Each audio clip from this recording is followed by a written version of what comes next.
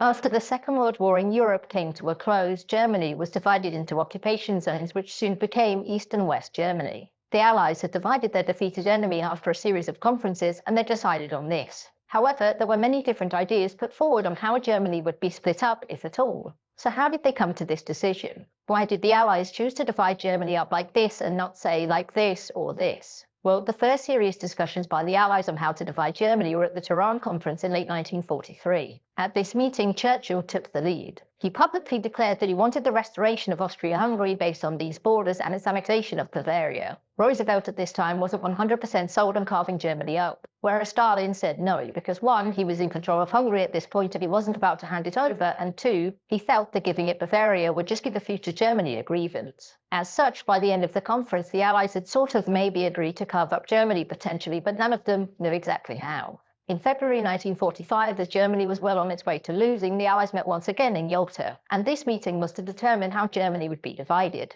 At this point, the British had somewhat cooled off on the whole division thing, because that would mean occupation, which would cost money, which Britain did not have. Whereas the Soviets would accept dividing Germany so long as they got some of it, and the Americans were now very pro-dismemberment. Again, there was no agreement on the specifics, but the Allies did agree to set up a joint committee on carving up Germany, whose first act was to exclude France. The committee never really did anything though, because everybody had their own ideas, especially Stalin, who had changed his mind and just stated publicly that he would oppose a divided Germany. The British and the Americans, though, had been working together for a plan on how to divide Germany, and US Secretary of the Treasury Henry Morgenthau had come up with a detailed plan on how to do just that. Under his plan, France would be given this territory, Denmark this, and Poland would get these lands. This chunk in the west would become an international zone run by the new United Nations and would become deindustrialized. And the rest of Germany would be split into two new sovereign states, North Germany and South Germany. This plan was very unpopular, except with Roosevelt, who approved. Churchill was reluctant to assent, but when Roosevelt offered Britain a bunch of money, he changed his mind. Everyone else, though, thought it was terrible. And as such, the plans were quickly dropped and everybody ignored the problem until Germany surrendered.